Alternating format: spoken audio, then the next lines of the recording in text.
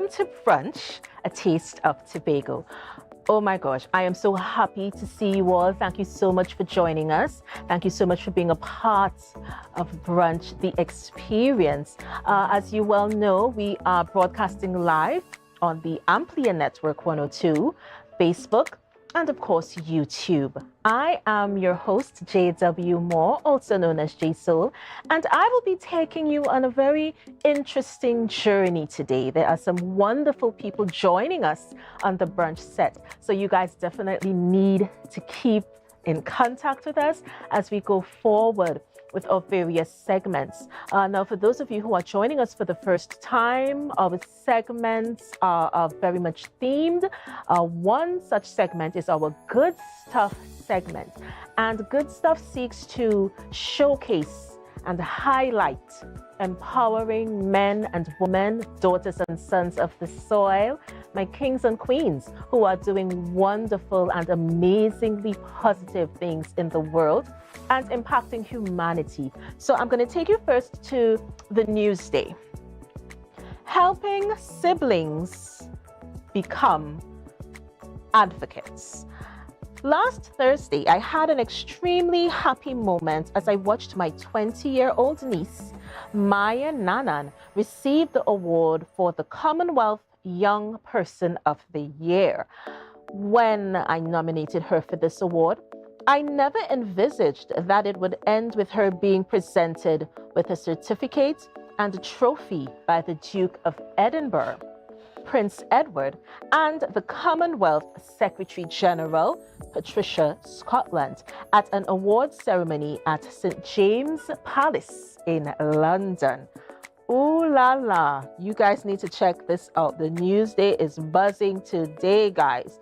What about The Guardian? This is something that you guys need to check out as well. So what I just read for you was the Commonwealth Young Person of the Year.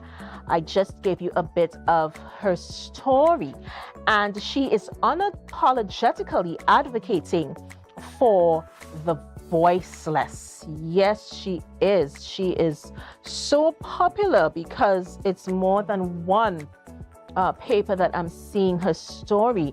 You know, at only 20 years old, self-described normal Gen Z, Maya Kirti Nanan has already done years of extraordinary work.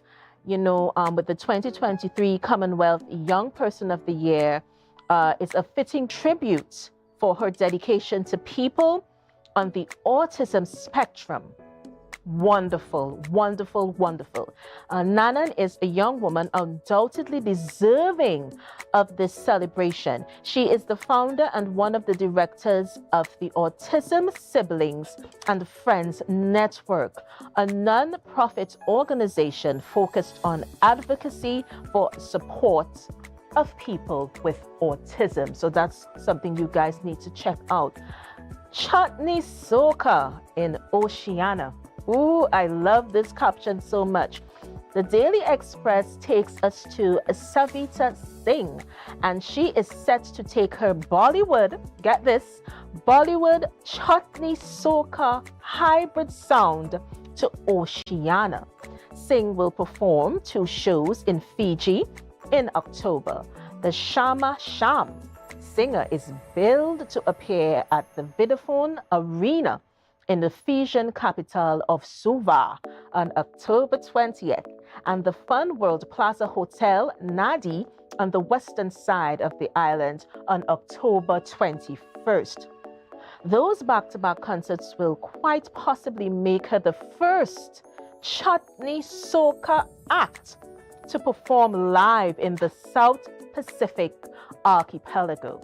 Former 2-time joint Chutney Soka monarch Neville Chaitlal is also scheduled to share the stage with Singh on both nights. I don't know about you, but I love when my kings and queens are representing well and they are taking the culture to various parts of the world. You know, it's amazing because, like I said, Brunch is one of those shows that, you know, it's a little of everything you get. And so let me just take the time to mention I told you about the segments before. And for our health corner, remember it's Wednesday. So on Wednesdays, we start with our health corner. Onika Henry is back with us on the brunch set. Now, I have some questions for Onika. I was hoping that she would come back. And I declared it. Let me tell you guys, I declared that Onika was going to come back and answer some of these questions that I have. And I know some of you would have as well. She is a human sexologist, consultant, and sex coach. All right. And we are going to be exploring carnival and sexual health. So we're going to delve into that. Also, we have Dwayne White Jr., cultural activist and actor. This is for our DIY corner. Paper mache arts. You know I love DIY, so I'm looking forward to that. Also, let me not forget to mention John Reginald P. Dumas, who is supposed to be joining us today. He is going to be interviewed by my sister from another mister, Miss Jewel Green George, for our book club segment. So that comes up after the DIY segment. And also, Bago bush fires, the do's and the don'ts for our Eye on Bago segment. We're going to be interviewing Jude Rogers, Fire Prevention Officer of Trinidad and Tobago. And we are going to take a break. We're going to come right back with more Brunch, A Taste of Tobago. Let's get ready for Miss Onika Henry as she joins us for a very thrilling and stirring interview. We're going to be right back after this. See you guys soon. Bonaccord Crown Point Electoral District. It's your turn. The THA Executive Council is coming to meet with you as we continue our district town hall meeting series. Canaan, Bonaccord and environs come out that we can know definitely what is happening in our community. Make sure you all come out and air all your views. We invite you to come out in your numbers at the Canaan Bonaccord Community Center on Tuesday, 26 September at 6:30 p.m. as the Executive Council members give updates on existing and upcoming programs and projects. You also get the opportunity to share your concerns and ask questions. So, join us from 6:30 p.m. on Tuesday, 26 September at the Canaan Bonaccord Community Center for the Executive Council's District Town Hall meeting. People of Bonaccord, including Bonaccord Development, Milford Court, Crown Point, and Storbay Local Road. This meeting is for you. Remember, your voice matters. All roads lead to the Roxborough Sporting Complex on Sunday, 24th September for the Republic Day Cultural Show and fireworks. The cultural show will feature a steel band pre-show. Hear from bands like Metro Stars and TN Tech East Side. You'll also witness performances by Best Village Champions 2023, Zante's Unique Touch, Fire Limbo by Encore Dance Theatre, New Edition Folk Performers, Roxborough Lakers, Windward Carnival Calypso Monarch 2023, Giselle Washington, the National Fire Service Band, and a steel pan blowout featuring national arranger Kush Ramsey. The pre-show begins at 5 p.m., the main show at 6 p.m., and the fireworks display at 8 p.m. The only place to be on Republic Day is Roxborough. See you there.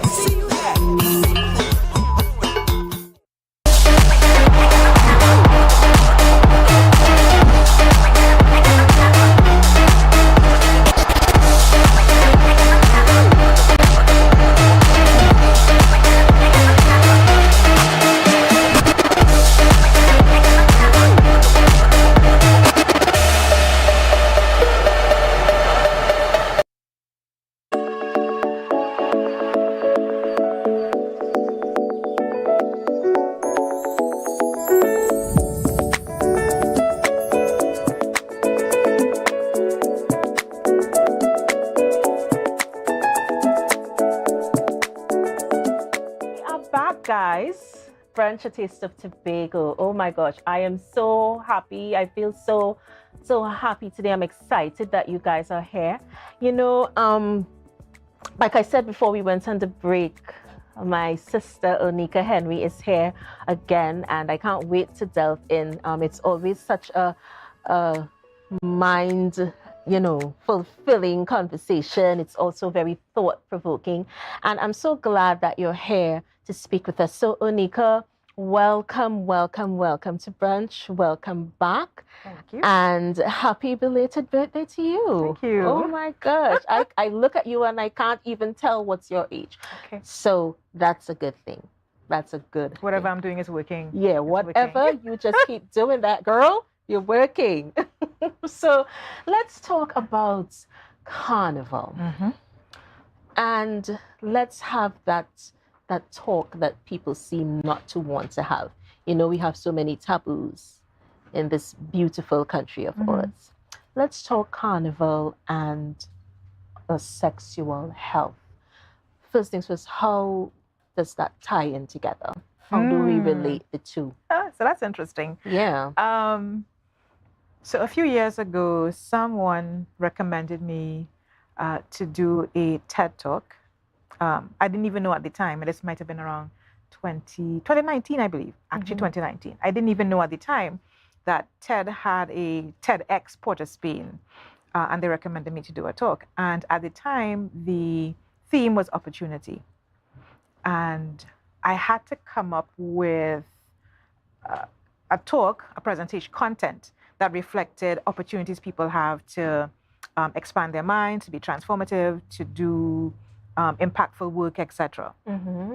And for me, the only thing that came up was that intersection between Carnival and sexuality. I had not too long before 2019. In fact, I came back home in 2014, and I had a few years working as a sex coach. Right. And so for me, finding that intersection between my first degree, theater arts, and I did a lot of carnival arts within that degree, and the fact that Carnival gives us that space to be very, very sexual, to be explicitly and overtly so, I was able to see that that space actually gives us the opportunity, playing off on that theme, to really explore sexuality and sexual health themes. Right. And so for me, being able to reclaim our sexual selves in a very strategic way can be done through our carnival arts. It's amazing that because arts was buzzing through my head, and then it just came out your mouth, carnival arts. And around carnival time, now for me personally, growing up in the arts, carnival to me is just that. It's art. However, the conversation is not the same on various spectrums. And some of the images, the imagery is not as positive as it should be. Yeah? Yeah. What is the conversation like with regards to carnival and our sexual health? Are persons really taking the time to protect themselves? What is the conversation like? So because we don't deliberately or strategically talk about sexuality and sexual health, the fact that we have a festival that allows us to be explicitly so means that there's a disconnect. There is not a sense of being mindful. That's the word I would use. Yes. There's not a sense of being mindful about how that space can be a space that allows us to really teach about sexuality and sexual health, teach about erotic and sexual energy, and how we learn or can learn to have that kind of energy running through our bodies and enjoy it for ourselves without feeling that we need to impose it on others, or being able to tap into it and use it for creative expression, being able to recognize it, feel it, and manage it well. And so there's a huge disconnect between seeing carnival as a space that's not only for expressive arts, because that's how I see it. It is it's definitely expressive arts that can be used for all kinds of reasons or outcomes. And one of them, for me, is how we can utilize that space, because there are bodies in that space that are connected to each other. It is a space that we refer to, we as in sexologists, particularly those who are somatic sexologists, those who work with the body, as a space that we call, or we would refer to as a communal joy practice. Right. Yeah, or Right. a community erotic practice. Yeah. So bodies are in connection with bodies. Bodies are feeding off of bodies. And so learning how to manage yourself, learning how to feed off of the joy that's in that space in a safe way, in a way that is consensual, in a way that honors the other bodies in the space as they express themselves in a way that's not allowed or not seen as important or not seen as healing and healthy, for me, is an opportunity to really deliberately tap into that and have our own culture be a part of our overall sense of health and well-being. I love the fact that you said our own culture. I love the own in there, because in truth and in fact, I don't think that, I'd have to say some, because I'm just spitballing here, but in terms of owning this aspect of our culture, some of us are really not doing that. Carnival, the word, is still very much a taboo word in some sectors. It does not represent, to certain people or certain sectors of society, it does not represent the art and that very powerful history that Carnival was birthed from. Yes. It's the opposite. Yes. Well, I do know that carnival arts are taught right through our school system as something that is important, as something that holds gems for us, as something that's part of our history and part of an important part of the way our ancestors resisted colonization in many ways. I mean, carnival is a representation of how our ancestors were able to survive, how they were able to find ways, particularly through the arts, because, you know, they're making costumes, they're creating songs, they're dances. So all of the body, all of the arts are utilized in that carnival space, in that, that mass time, to actually be able to have catharsis, to deal with the issues that they had to face on a daily basis. Yes. You know, as the enslaved or as indentured servants. And even some of our indigenous folk have been able to hide their traditions within our carnival traditions. Right. Yeah. So interesting. Yeah, and that is literally, that is how some of their traditions survived. They were able to do their rituals, their masking practices through our carnival traditions, and they were able to preserve it that way, so that the colonizers looking on did not know that that's what was happening. Yeah, so it was a way for us to rebel, to resist, but also to hold on to our joy practices that were able to keep us going, keep us hopeful, and to allow for catharsis to happen. And one of the things that, and I have to say, this is relatively new for me, because research is something that, like you just mentioned, a lot of very key and integral aspects of our culture we did not learn in school. In school. And that's just facts. Yeah. And it's only through research, you know, in wanting to find. Now, our ancestors were very resilient, and this is something that I take pride in as I go forth, because we would have survived as Trinbagonians. We would have survived so many atrocities that other countries may have not survived if they were put in that same situation or that same series of events. And Carnival is such an epic. It's epic. It's cosmic. It's economic. It's so many things, and we still don't have the conversations that we need to have. I mean, in this day and age, in 2023, we still seem to not have the conversations that we need to really be having. You know, marketing ourselves professionally, using the various platforms to market what is ours. So that's another thing about how we market Carnival. So one of the things I spoke about in my TED Talk in 2019 is the fact that Carnival has room for all kinds of bodies. All kinds of bodies. And yet, a lot of the images that we send out, in my mind, does not reflect the variety and the diversity of bodies that you see on the road for Carnival. It's beginning to look, in my opinion, like Las Vegas showgirls, and not. Got you. I got you. I mean, you take a lot of our costumes outside of the Carnival context, and you just have this image and you just have these costumes. I don't think you can say that costume is from Trinidad and Tobago. Yeah, I don't think you can. And all the bodies are very, very slim bodies. They have a particular, hue in terms of skin color, maybe a particular hair texture, and that's how we market it, which does not fully represent what actually happens here on the ground in this space. And body images, particularly melanated bodies, and giving those kinds of bodies the freedom to fully inhabit it and enjoy it is something that Carnival is about, that you're not going to see if you look at our marketing. And that is part of sexuality and sexual health. Yes. Reclaiming your body. We're going to talk more about reclaiming your body. That's something that I really want to touch on.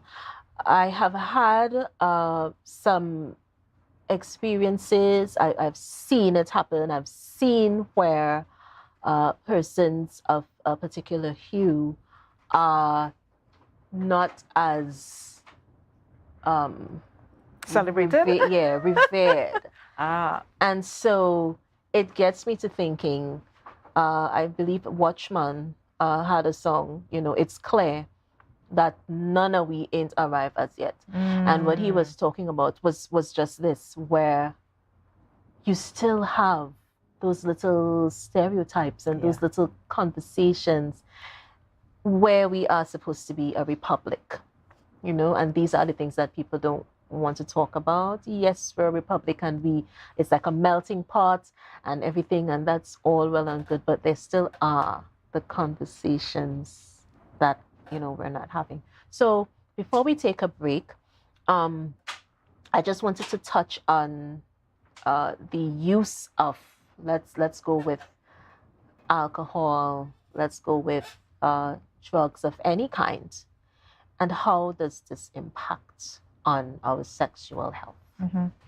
So if you're talking about the use of those substances within the Carnival space, you are getting into a conversation about being able to be in full consciousness and control and deliberate about your actions in a space that is so explosive. There's a whole lot. It's a vibe. There's a whole lot of energy, particularly sexual and sensual energy, in a space. And when you are on any kind of substance and you're not within a particular ritual, or there are not others there who are guiding you through a particular process, you really are at risk of doing things that you can regret later, because you're not in full control. Yes, and we're going to take a break, stick a pin, because we're coming right back. We're going to take a break, guys, and we're going to be right back with more Brunch, a Taste of Tobago. We're going to talk with my sister, Onika. Don't go anywhere. We'll be right back. See ya.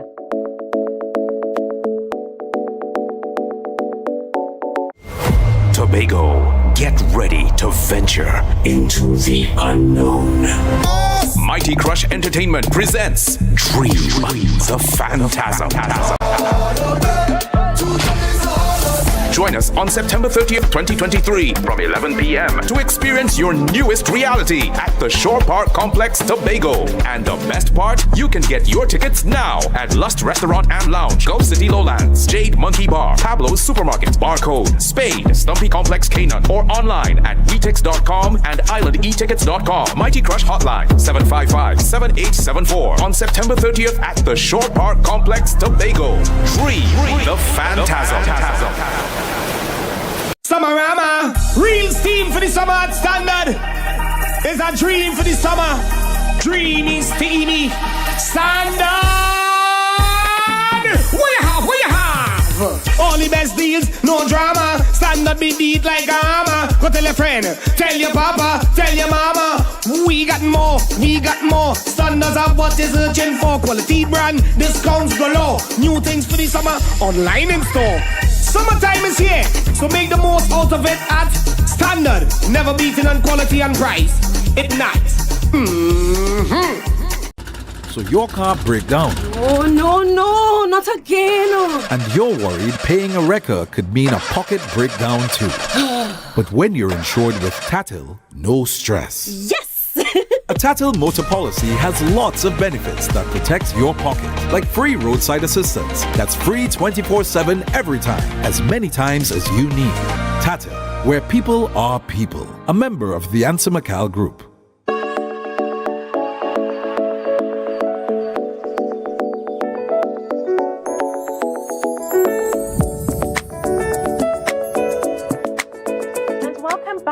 Guys, welcome to Brunch, a Taste of Tobago. Like I said before the break, we are delving in.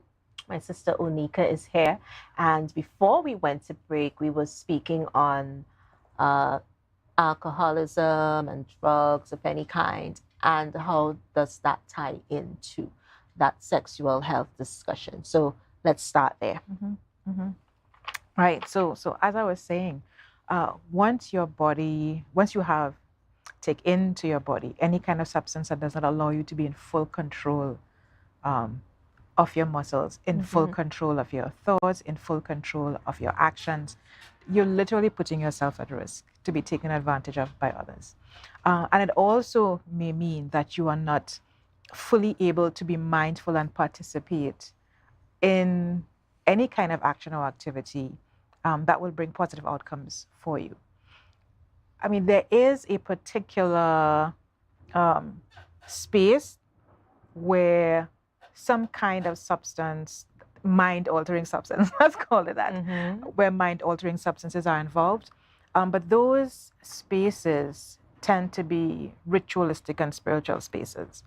And the process involved in taking someone through a particular journey, if you are adding a mind-altering substance, is very strictly controlled, it is very carefully managed, and you are in a group with other folks who are guiding you through this process. Right. Yeah, and that's a completely different thing to someone who's randomly taking alcohol, or who may be taking uppers or downers. I don't know if that's a new term, like IOL. So Yeah, I may not be using the but correct term. We get Right? it, don't worry. Without that security space, without being guided through a particular process of a particular outcome that is related to what you want to achieve in a space that is all about release, that is all about ritual, that's all about revelry. See what I did there? I used our terms, ritual, revelry. Yes. And so it is not something that I recommend people do without deciding from the very beginning, what is my intention? What do I get? What do I want to get out of this experience during this carnival space? You know, there's so many places we could go with this type of discussion. Listen, It's many that places. vast, it's that broad, you know, and a lot of people use the term loosely, you know, you're a carnival baby or carnival babies, you know, and I said if I ever got the chance, the opportunity, I would ask, is there any truth to that saying? Do we have, in your expertise, do we have a higher rate of pregnancies Oh yeah, after the carnival season? That's a well-established fact. For many years, I used to work at the HIV Secretariat here in Tobago, and I know the Secretariat as well as the National AIDS Coordinating Committee for as long as they have been in existence. Have always tried to plan awareness campaign, a safer sex campaign around carnival time, to encourage people to be mindful and to be careful when it comes to their sexuality and their sexual health, when it comes to the choices that they're making in a highly eroticized or highly sexualized space. Right. And so we'd always have a condom campaign or a safer sex campaign around that time of the year. Because we know what to expect. We know what's going to happen. Definitely. And I'm always concerned about venereal diseases as well, which might be on the increase during this time. Of course, because if you are intoxicated, for example, and you are not deliberate and intentional about how you are enjoying yourself safely, as we said before, you are putting yourself at risk to be taken advantage of or to not be in a proper mind space to make good decisions around your sexuality and sexual health. And therefore, you may indulge in unsafe sexual practices, at the end of which you may find yourself, with an STI. So those are that. I mean, that happens every year, and then we don't have comprehensive sex ed in school. Oh gosh, my earpiece is coming out. And so there isn't a working together of what's happening in our school system in terms of sex education and what government agencies are doing in order to support people's ability to access and to practice safer sex practices. That's not happening. So people are just kind of out there, winging it, trial and error, and literally without the skills. And it's a skill. It really abstinence, refusal skills, making a choice about what you want to do. Those are skills. It is. It's not a talent we're born with. So you can't just tell people no and do this. You need to show them how. You need to say, okay, if you're in this kind of situation and this is what's happening, these are the steps that you can take in order to safeguard yourself and safeguard your partner. Yeah. And I like the fact that you're speaking on education. It's so important. Oh my gosh, I cannot stress enough how important it is. The conversation, the narrative, is it changing? Is it changing fast enough with regards to sexual education? What are we doing? What are we saying? Because there was one level of conversation that you would have had in primary school. They take the girls, they take the boys, they talk about the changes in the body, etc. What happens after that? Because it doesn't go really in depth as to what we should be speaking about. And you need to get to, especially the younger minds, you need to get to those minds before the act or thought of the act even is the thing, even is a vibe. You need to prepare them. Yeah.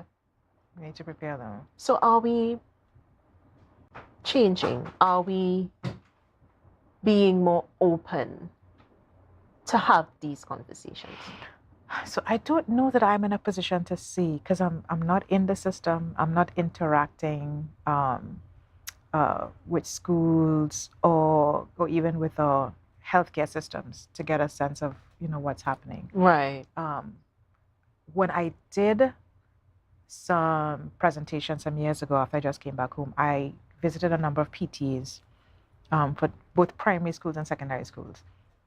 And I have never, not once, gotten any pushback or negative feedback from the parents and teachers in those meetings when I explain to them, when we talk about what comprehensive sex ed looks like. And so personally, I feel that there is a missing step. There is a gap in how the authorities are managing that process of having comprehensive sex ed in school. That is not allowing the gatekeepers and the parents to buy into it. Because I've never had I've never had a negative pushback. Okay. And so I think the way we've been talking about what sex ed looks like, the way we've been talking about particularly the controversial topics and issues, have not been done in a way that allows people to feel comfortable and to even welcome having comprehensive sex ed in schools. There's just too much misinformation out there. And you said it so well. There is too much misinformation out there. We want to thank Onika for giving us her time today. We want to thank her for being on the brunch set. We're going to take a break. But before we do that, let me get to the trivia question. This is a good one. The largest brain coral in the Western Hemisphere is located in what reef? In Tobago. Yeah, so that's interesting. I don't know the answer. So I'm hoping that someone could get the right answer. And I'm seeing hands waving all over the place, but it's for the people who are viewing, not the staff, okay? So we're going to take a break. We're going to be right back with DIY. Dwayne White Jr. is here. Yes, yes, my kings and queens. And we're going to be exploring paper mache art and mass. So we're going to take a break and we're going to be right back.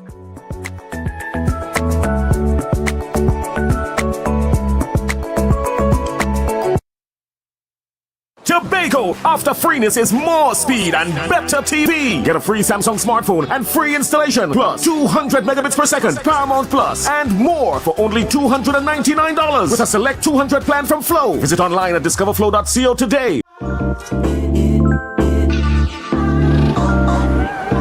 Wait, I do even have suit and thing for this wedding. Why getting them things? Gonna put my right over there. Alright, thanks. The Port Mall, where the varieties are large from your favorite stores, from restaurants to salons and from clothing stores to jewelry stores, located at Sanctus Hill, Scarborough, Tobago. Telephone number is 868-334-6589.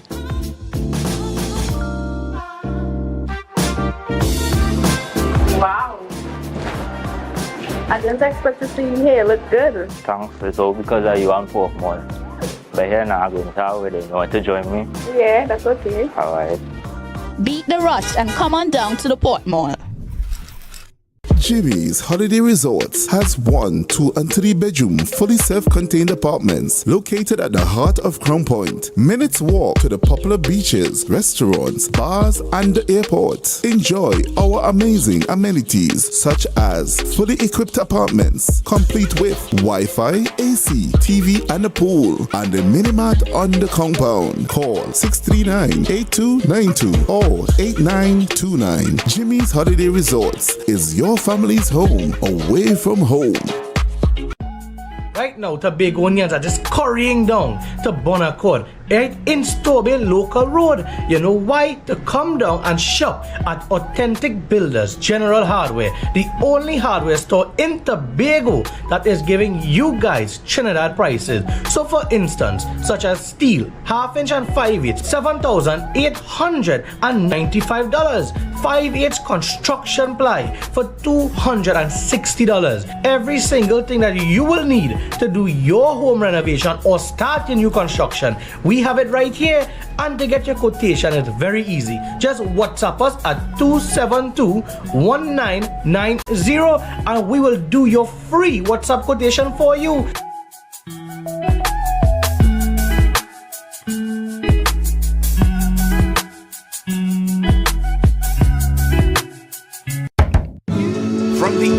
That created the Zinger sandwich comes the KFC Crispy Barbecue Zinger. The only one I see is you. Cheddar cheese, crispy onions, the most delicious Kentucky Fried Chicken, and barbecue sauce.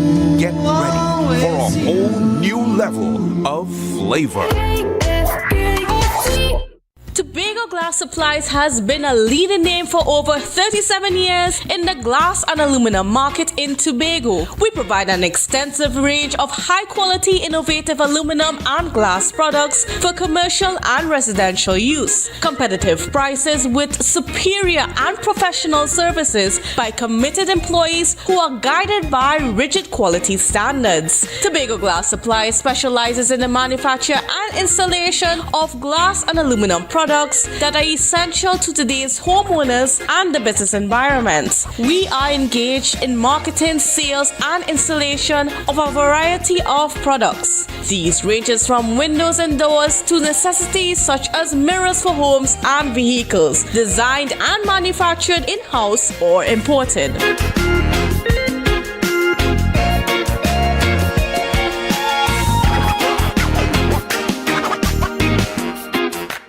Mount Pleasant Credit Union Back to School Loan Promotion. Loans up to 15,000. Requirements: job letter and a payslip no more than 1 month old. Utility bill, copy of book list, salary deduction, 10% down payment. For self-employed persons, evidence of income and expenditure, bank statement, 12 to 18 months. Other supporting document. Promotion ends October 18. Contact us at 639-8375 or 8108 or check us out on www.mpcutobago.com or email us at loan@mpcutobago.com. Mount Pleasant Credit Union's Back to School Loan Promotion. Mamai Lakai Home Services. We specialize in cleaning of carpets and rugs, mattresses, living room and dining room sets, vehicle detailing, cleaning and sanitizing of homes and commercial spaces. We also do landscaping and tree cutting, pressure and power washing, floor care, fumigating and air purifying. You can also call us for professional painting services, babysitting and adult sitting. Call us now 333-4430 at Mamai Lakai Home Services. We take cleaning to another level.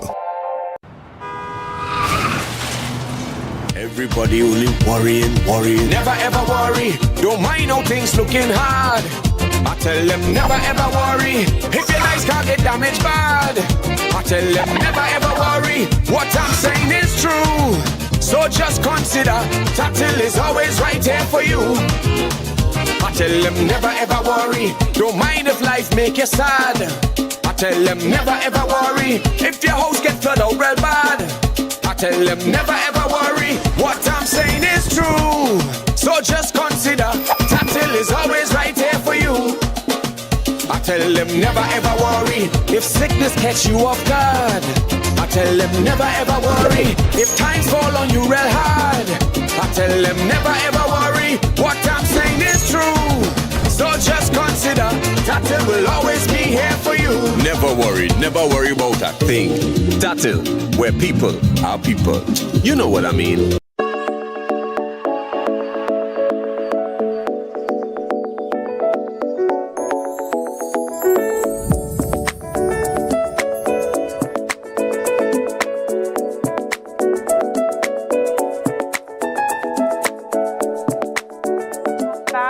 Brunch, a taste of Tobago. Now, this is one of my favorite segments, the DIY segment. And my brother Dwayne White Jr. is here, and we're going to be doing paper mache art. Okay, I've been waiting a long time to do this, and you know, Dwayne, I feel like I haven't seen you for some time now. Tell us about, you know, what you've been up to. How did you get into this? You know, briefly. I know University of the West Indies. Yes. Let's start there. Yes, well, I got introduced to papier-mâché and mass at UWI, the Creative Arts Department, through Larry Richardson. He taught me mass fabrication and papier-mâché, which is the more economical way to create traditional mass, that is, and even contemporary mass, if you're looking at it, at using recyclable materials to create your art. So I was in UWI for 4 years, and doing mass or creating mass, I used the economical route instead of going to Samaros and buy bikinis and really beads and stuff like that. So the papier-mâché is what we're going to do. We're going to create a headpiece coming from the cow mass. And this is a masquerade that is hardly seen in Trinidad and Tobago. Right. Yeah.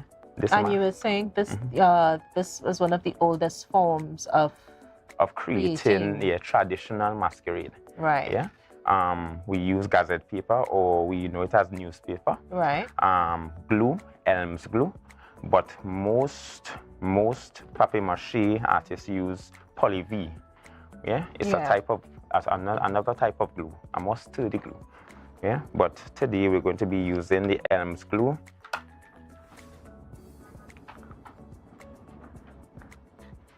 And you're going to get your hands a little messy. That's okay. That's all right. Yeah. All right, so what do I do? Right, you adorn the gazette paper on the balloon like this. Yeah. Any side? Any side. Doesn't matter? Doesn't matter. Yeah. So as you're doing this, this is one way to create a quick traditional headpiece. As I said, this is coming from the cow mask, which is hardly portrayed in Trinidad and Tobago.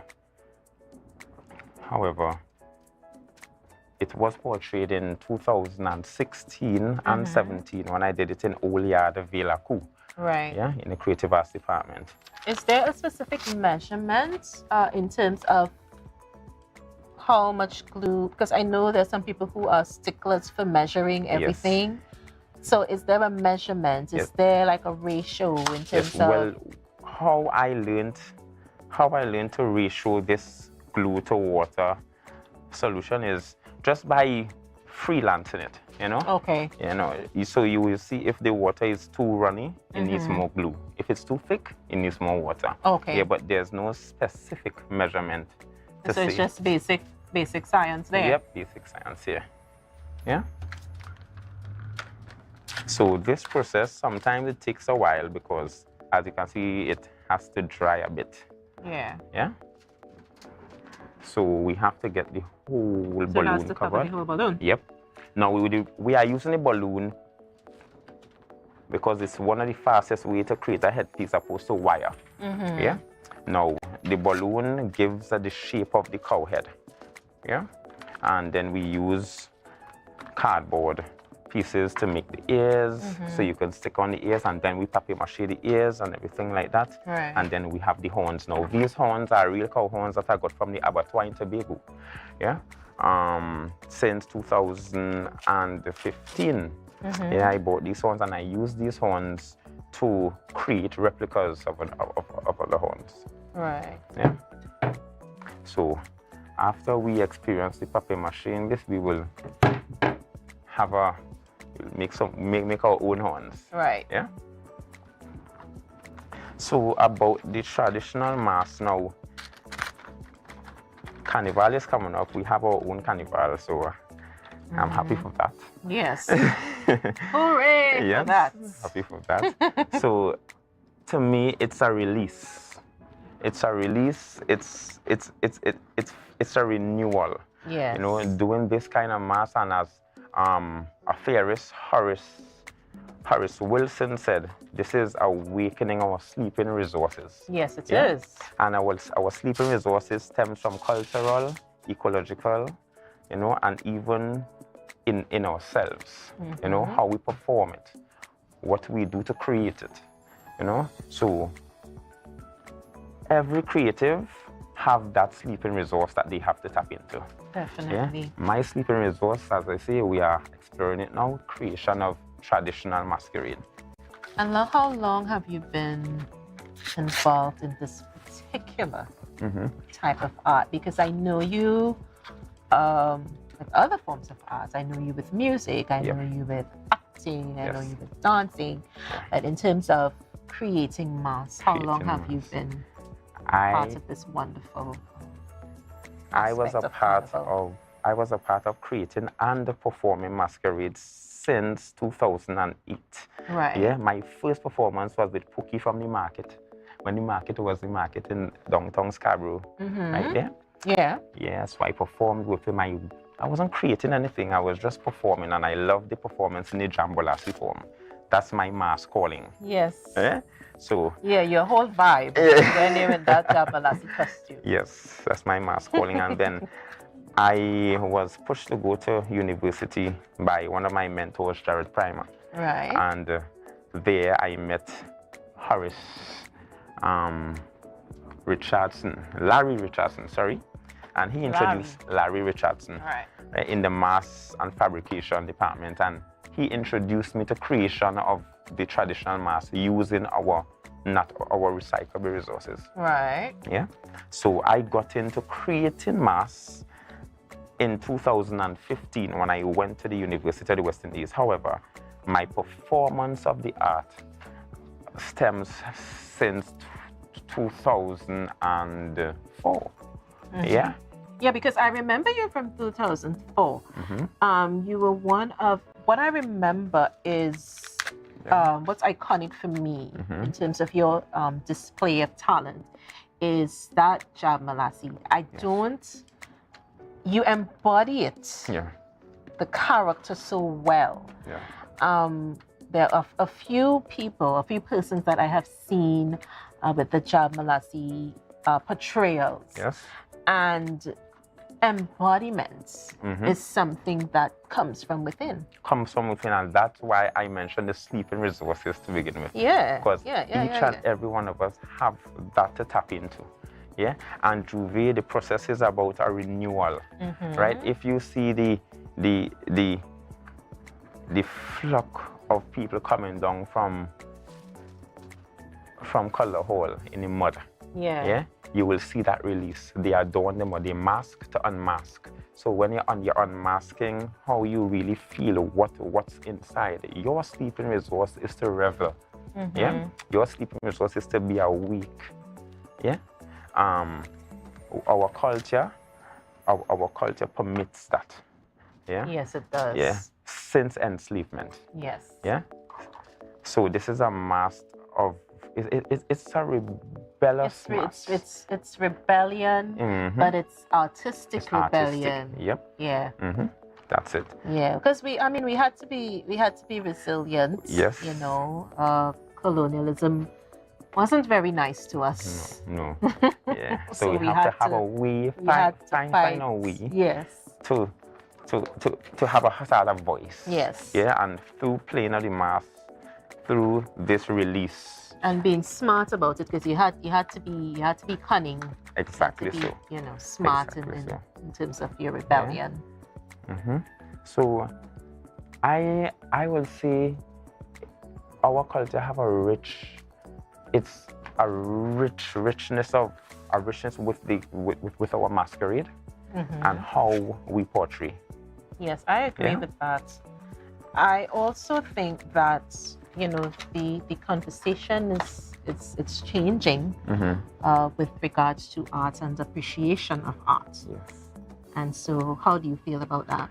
Well, I am more in the performance segment of the art now. I love to create, but when I more find my joy in portraying or becoming a character. In terms of, well, now we are in the carnival spirit, so let's say my calling Mass Jambolasi, I more gravitate to the performance and how the mass is being performed, you know, rather than just check down the road and in a costume and no sort of essence or story towards you're portraying. Exactly so. So my strong suit, my stronghold is how we become, how we portray, you know, how we dive into this or tap into again, and I said it multiple times, sleeping resources. To portray that point. So it's taken a turn positively, but I'm thinking more conversation should be forthcoming.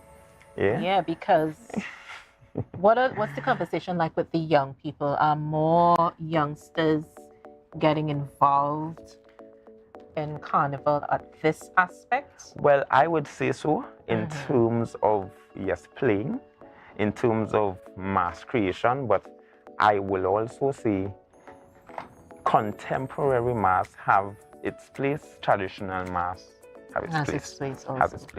Because just the other day I was watching TV with my daughter, and she was pointing out the different costumes. And would you believe it? It was a synop of performances from Sesame Street. Yeah. And they had so many things going on. They had steel pan, they had, you know, mokajumbies and stuff like that. And there was the story of the mokajumbi and, mass and, and it was so uplifting. Yes. I mean, here we are and we're out there. People know about us. But are we sensitizing Yes. the youngsters who need to know about us culturally? No, I think that we are subliminally or sometimes subconsciously or even consciously we are trying to sensitize the youths to gain some sort of knowledge on, yes, the contemporary, but also the traditional. Yeah. Whilst most of them seem to gravitate to the contemporary. I mean, I would call ourselves, even though I'm not that old school, I would call myself old school because I still love to dabble in the traditional rather than the contemporary. However, I love to contemporize tradition. Yeah? I get you. In 2017, I created a mask called Abaddon through my ancestor, Abyssinia. Which I had a couple years ago. I have found out that he was a distant family of mine. Right. And that's why I said that this is my mass calling because I feel attached to this type of mass, creating it, portraying it, and it feels like a sense of renewal, as I said before, a sense of release. Yeah. And that is what Carnival and Juve to me is about, that release. Yes. So the youths nowadays have 2 days, only 2 days we have to release. Yes. Whatever tension. It can be sociological, it can be economical, it can even be any mental issue It can going be through. emotional as well because we have to release. That's part of life. We have to release That is from part time of life. to time. And for those of you who don't, you would have heard Dwayne mentioning Abyssinia. For those of you, many of you are too young to even know who that is. But Abyssinia was one of those iconic black devils, masqueraders. You were actually scared. One of the first devils to walk the streets of Tobago. Yeah, when he's coming down, you heard that song, Shadow, long ago, in Tobago. Carnival wasn't so So that is where my inspiration came from. Yeah. And I said, here what? All right. I know about Abyssinia. The youths have to know about Abyssinia. The ones before me know about Abyssinia. So how can I contemporize this tradition to reach the younger population? Yeah, right? that younger demographic that needs to know. Yep. So I created Abaddon through that. Right. Yeah. And very soon, probably in October Carnival down in Trinidad, you may hear more about my character that I've created called Abaddon through Abyssinia. Right. Yeah? And that also, again, tapping into my sleeping resource. And I'm saying it multiple times because sometimes we know it, but we don't do it. Yeah. Yeah. Our sleeping resources don't just come from the economy and the, let's say, the normal mundane day-to-day jobs, right? Yes. Our sleeping resources, creativity, how we use that to elevate, you know? But do we have a lot of carnival? I know that we have, those lovely pop-up type of museum art that you guys do. Yeah. Tell us a bit about that. Let's touch on that for a bit. I've seen the pop-up type of museum type artistry, so it's like a live sort of exhibit, and I just found it so innovative because we really have to reach people at every level. Yeah. Well, the museum type art is actually, it was experimental. I remember being in a segment with Living Museum with my first theater company I was with. Or my second theater company, I should say, Tobago Theater Company. Yeah, and we did a Living Museum portraying our traditional masquerade and our culture, our folkloric mass also. Yeah, and it actually reached the young population in terms of how we did it. We were very innovative and creative with the idea. Right. Yeah. Bringing these characters to life. Yeah. Having them experience how these characters live in their day-to-day lives.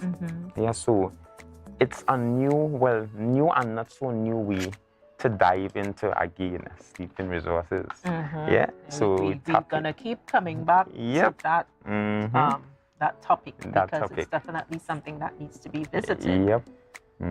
Yeah. So it's actually a thing. Yeah. The Living Museum, if it continues, and I hope it does, in any form or fashion that we have that we can portray, whether it's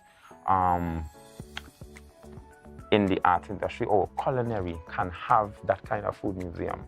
You know, it can reach the youth, the younger population, in terms of having something new, having something innovative, a spectacle to look at. Yeah. Yeah.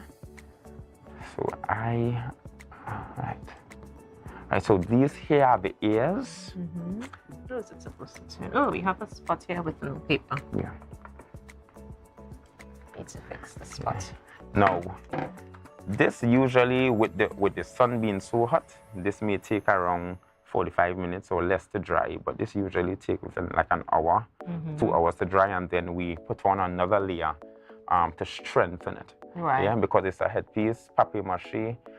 The more you put, the harder it is. Sometimes they put salt in the mixture to harden the material. Yeah, but this is just a quick demonstration, so I wouldn't put any salt or anything. Right. Yeah. When this dries, we add a second layer, and then we can create the horns, and we adorn the horns right after it dries. Right. Yeah, and then adorn the second layer as the horn dries. So what we'll do, we'll put this aside, and we'll show the people how we create. Now, there are many ways to create. Oh, it's rolling away on us there. Rolling. There are many ways to create the jambolasi horns. As I say, these are real horns I got from the abattoir. So what we're going to do is use these as the mold.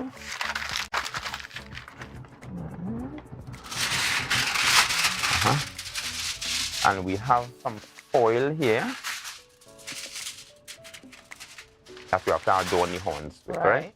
So I'll have your piece ready. Let's leave this on the foil here. And have piece ready for you. Yeah, that wouldn't go anywhere far. Yeah. I'll have piece ready for you. So what are we doing? We are wrapping the horns. We are wrapping the horns with the foil. Again, our next. Oh, you want to roll away from us there? Yeah, it's rolling. Our next innovative way to create traditional masks using recyclable material. Yeah. So we are wrapping it. Make sure the peak is wrapped. And it doesn't have to look, it's still rolling. It doesn't have to look neat because it's being covered. Yeah? Although some spots are missed, sometimes when it dries, we can get that with the second layer, with the second coating. Yeah? Yeah, so we're gonna just squeeze it together as tight as you can. Yeah, let me help you there. Nice. Yeah, that's good. Yeah. And another release I get from creating traditional masquerade is a sense of comfort and a sense of, like, it's a sense of tranquility. Yes, therapeutic. And that's the word. Yes, yeah, it's very therapeutic. You get a sense of tranquility while doing this. So these are the horns. These are the horns. Now they're looking kind of rough right now, and that's why you need, I would say, you need help while creating this kind of masquerade. Yeah, you can't do it alone, although you can, but it's good to have a little bit of help. Yeah. Let me tear and you. No problem. You Yeah. Yeah. So when we finish making these horns, they will be sturdy enough to use for any character that needs horns, such as the folkloric character Papa Boa, such as the female Jambolassi, the lady patroness or lady temptress, or such as the normal Jambolassi or the imps who have horns. So it's pretty, it can be, like a better word, universal. Yeah? I just love it. I think our culture is so unique, it's so rich, it's so diverse. I think so many of the aspects of our culture, it's, you know, born out of rebellion. It's born out of, you know, like forging ahead and looking for a better standard of living, a standard of life. Yep. You know, so it's a wonderful, wonderful thing. Yep, it is. Do we still have tutors going to schools? Is that still a thing? I would love to answer that question. I would love to know myself. Yeah. Because I was once going to those schools thing. when I used to work at the Department of Culture. Yeah. Back in 2008. Yeah. Stemming from 2008 to 2015. We used to go at schools, communities, you know, sharing the teachings of our mass, our culture, how to perform a masquerade or how to perform a certain character on set. Yeah. I would like to believe it's still going on. Yeah. So, and I used to have joy. Well, still, I still do enjoy going to schools and teaching the young ones about our tradition. But how did you get into drama, though? Because you're an awesome dramatist. Tell us a bit about Thank you. It wasn't easy. Drama journey. My drama journey. Have some stories that are told and untold. And have some ups and downs. Ups and downs, plenty downs. I got into this in 2003. Yeah. Now, as young as I may look, I went to Elizabeth College. When you know Maureen was Maureen Elizabeth College. Yeah, Maureen. Yeah. And my first teacher was Glenda Rosalie, and she taught me theater arts. And that's when theater arts was stigmatized as homosexual and the fellas in it. That taboo thing. And I didn't care. I realized I didn't care at the time. Yeah. Yeah. It's something that you loved that and I you wanted to pursue. However, in those times, you know how parents can be. Yeah, in those times, theater, it wasn't making sense in the household. Yeah, long ago. And some aspect of life now, some parents still kind of have the notion that it's just a hobby.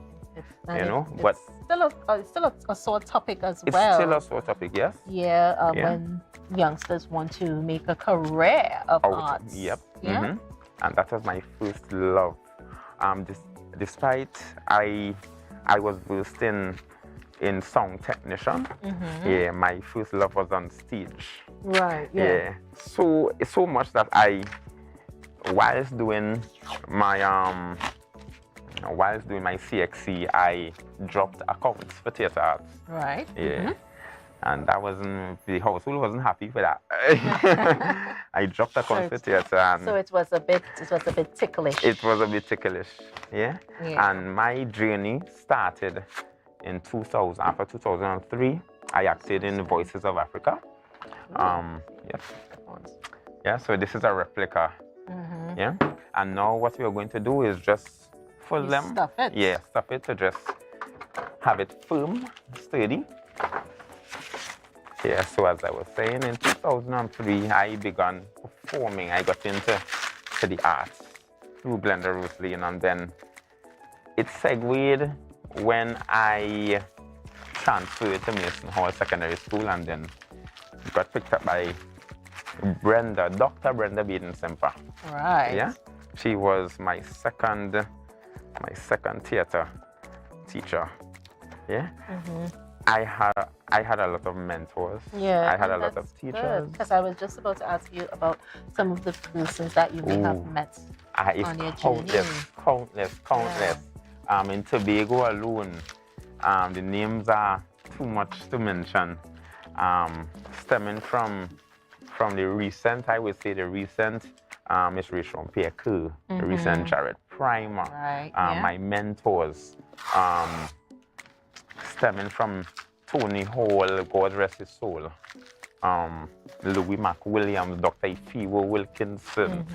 I had a lot of mentors that guide me throughout the way. Definitely. A lot of names I haven't called also. And they were my stronghold, and they encouraged me to pursue this craft, to further this craft. In performance that is not just mass, not just acting on stage, but the art of performing and the art of performance being an art.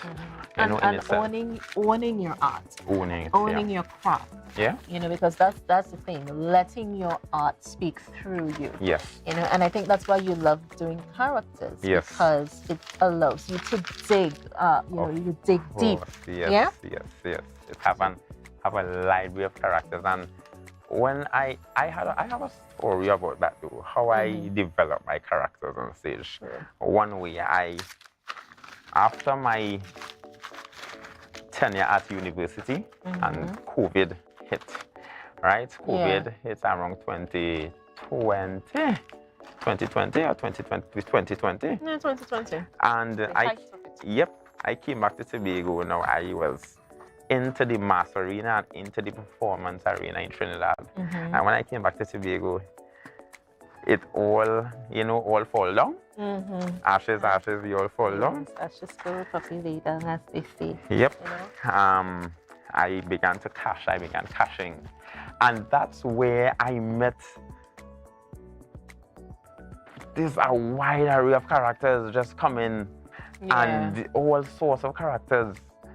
And when I say characters, I mean real life characters that you can take under your belt or add to your library of characters and create. And that's what we endeavor to do, I mean, the creativity. Guys, we are gonna wrap, but before we do that, thank you to Dwayne, my brother from another mother, for coming and showing us this wonderful art. Of course, we can show you what it's gonna look like because these props need time to dry, the aesthetics need time to dry. So this is how a paper mache mask would look. This is how it looks at the end of it all. So we're adding layers. The more layers we add, it becomes harder, it becomes more concrete, if I could use that word. And of course, paper mache is one of the oldest forms, you were saying, of creating traditional masqueraders. All right, so we're going to take a break, guys. We're going to finish up here, but before we take the break, our trivia question, let me just get ready to mention that again. The largest brain coral in the Western Hemisphere is located in what reef in Tobago? You guys get to typing. Let's see what answers you come up with. Jewel Green George joins us next. Reginald P. Dumas is here, and we are going to be discussing his journey as an author. Stay tuned for Book Club when we return with Brunch, A Taste of Tobago. See you guys soon.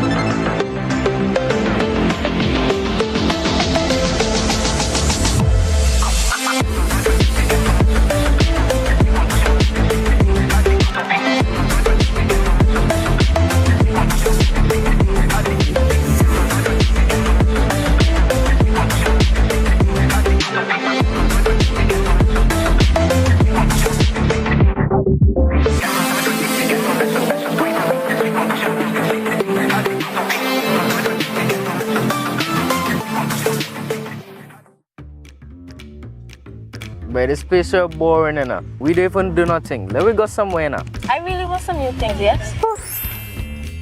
Then look no further. Portmore is the place for you. Oh, really? Yes. You can have anything that your heart desires. Take a look for yourselves. A world of endless opportunities. Feeling hungry? Go get something to eat. Books and stationeries, games, and much more. Portmore, the island's beat.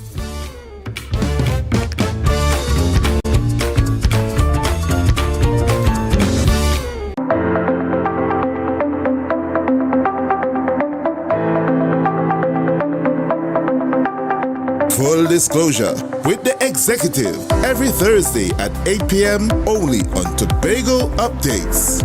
Real questions and honest conversations with the sole aim of keeping you fully in the know. Full disclosure with the executive every Thursday at 8 p.m. only on Tobago Updates. So your car break down. Oh, no, not again. And you're worried paying a wrecker could mean a pocket breakdown too. But when you're insured with Tatil, no stress. Yes! A Tatil motor policy has lots of benefits that protect your pocket, like free roadside assistance. That's free 24/7 every time, as many times as you need. Tatil, where people are people. A member of the Ansa McCall Group.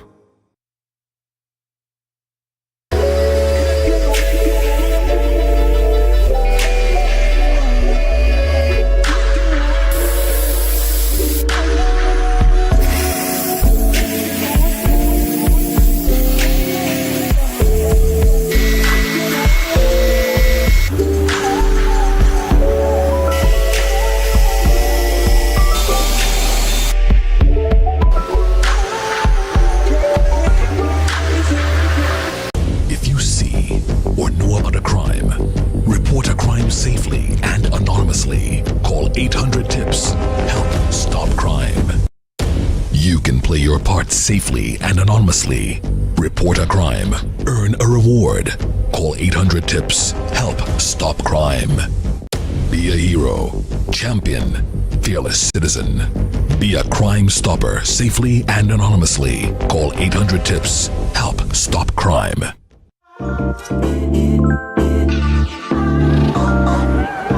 Wait, I don't even have suit and thing for this wedding. Why getting them thing? Call the Portmore right over there. Alright, thanks. The Portmore, where the varieties are large from your favorite stores, from restaurants to salons and from clothing stores to jewelry stores, located at Sanctus Hill, Scarborough, Tobago. Telephone number is 868-334-6589.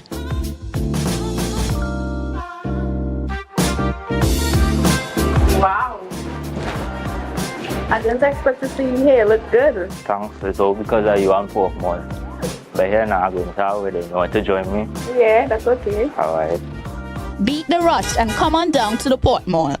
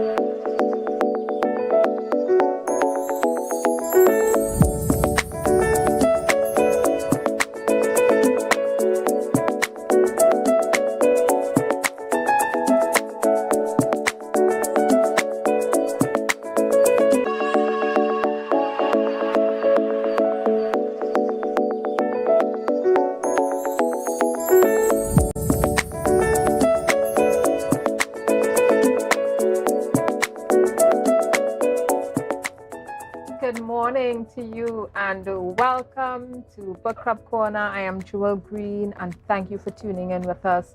Viewers across the Caribbean and in Trinidad and Tobago, another Wednesday of some awesome conversations about books with the published authors. And today we have a really special guest. I can't tell you how excited I am to have this conversation with him. And he is, let me tell you, lots of things. First of all, he is here with us today to talk about his book, An Encounter with Haiti, Notes of the Special Advisor on Haiti.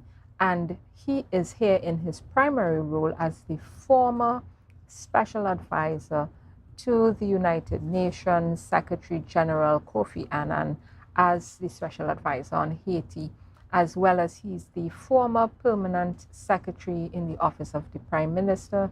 He's also the former, as you can see here, the former head of the Public Service, the former interim executive director of the Institute of Business with UB St. Augustine. And he is also a published author. And we're so happy to have him here. I have some hair sticking out.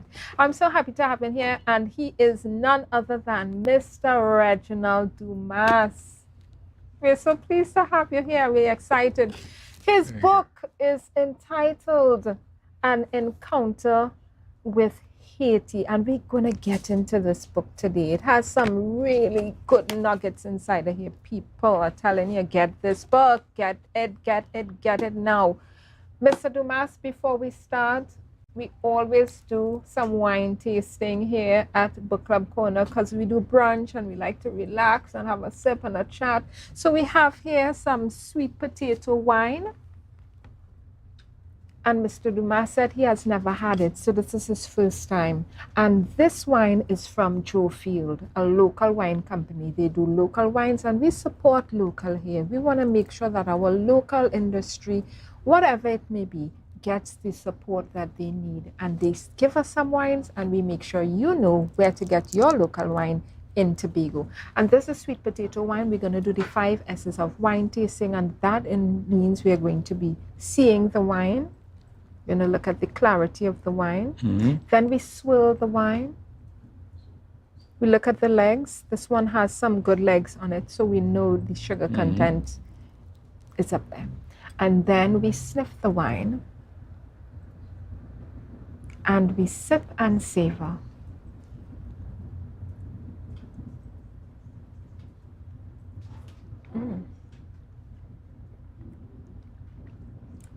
Would you consider this too sweet, Mr. Dumas? I know you told me you like the drier wines. Well, I do like dry wines. Yes, but, me too. But no, this is good, right? interesting. Sweet potato. Yes. Yeah. I imagine. I tell you. Never saw sweet potatoes in this form before. Exactly. You're always eating it. Now you're getting to drink your vegetables, people. Yes, I never thought I would drink a sweet potato. This is the next step to juicing, guys. Right here in the Caribbean, we're going to be juicing all our fruits and vegetables and roots as well. But Mr. Dumas, we're so happy to have you because we're having some important conversations with this book. And one of the things I wanted to discuss with you, and we were having our pre-book club discussion. Tell me, how did you get into the Foreign Service in Trinidad and Tobago? Because people want to know, right? How did you get into the Foreign Service, and is it something you would recommend for a career? I can't tell you what it's like today because I have no connection at all with our Foreign Service. I can't tell you. But how did I get in? In fact, it was not the Trinidad and Tobago Foreign Service at all. It was federal government Foreign Service that I was getting into. There was a Federation of the West Indies. I remember. Before your time, you can't remember this. Well, my mom, she made sure we knew. Yeah. Yes. And there were, I think, 15 of us from throughout the region who were chosen after interviews, etc., to be the nucleus of the Foreign Service of what was hoped would be the independent Federation of the West Indies. I was one of those chosen, and we were sent off for training in different parts. I was sent to Geneva and then to Rome to work at the British Embassy and also to the British Consulate General in Naples to get some experience of how a Consulate General operates. Right. And I think it was while I was in Italy, not that I think I know, it was while I was in Italy, there was a referendum in Jamaica as to whether Jamaica wanted to remain in the Federation or not. Yes. And the Jamaicans decided that they wanted out of the Federation. So the Federation collapsed. Yes. Yes. Eric Williams' famous words, there were 10 members, one from 10 leaves naught. That's what my mother pounded into her head. She always said it. She said, yes, Eric Williams said 1 from 10 is naught, Is and naught. that was it. And that was it. We were out. So we came back home. I came back to Trinidad and Tobago. And this was the dying months of the Federation now. And Trinidad and Tobago, well, Jamaica, of course, was going independent. Trinidad and Tobago decided it was going independent. Both became independent in the same month, Yes. August of 1962. And the Trinidad and Tobago government said that those people from Trinidad and Tobago who had received the training under the federal government, we would absorb into the Trinidad and Tobago government to be the nucleus of the Trinidad and Tobago government Foreign Service. Fantastic. So it was I and I think 4 others. One of them just died a few days ago, as a matter of fact. Condolences. Dennis Solomon. So that's how I came into the Yes. Trinidad and Tobago Foreign Service. Let me tell you, it seems to be an exciting career to get into. When when I picked up this book and I saw Haiti. Now, guys, Haiti is the first independent Black republic in the world. The first. Happening right here in the Caribbean, right with us. And they're proud people and accomplished people. And here we're talking about, how do we help them now? Right? They're a member of CARICOM. And what I really want to get into is the conversation about restitution versus reparation. Because there's a call for reparations through CARICOM, right? Haiti had their call for reparation, which is what got them in the place they're in, right? With John Batiste, Aristide, and all of that, which is where your book is based, the jump off for your book. And I want to find out from you, what are your thoughts about restitution versus reparations?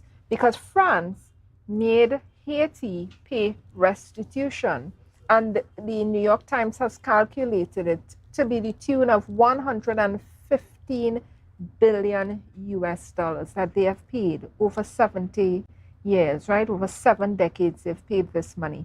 And now CARICOM and other Caribbean islands are asking for reparations.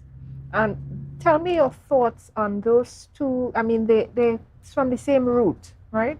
But tell me your thoughts on that and the role CARICOM can or cannot play in that conversation. But poor Haiti was destroyed economically,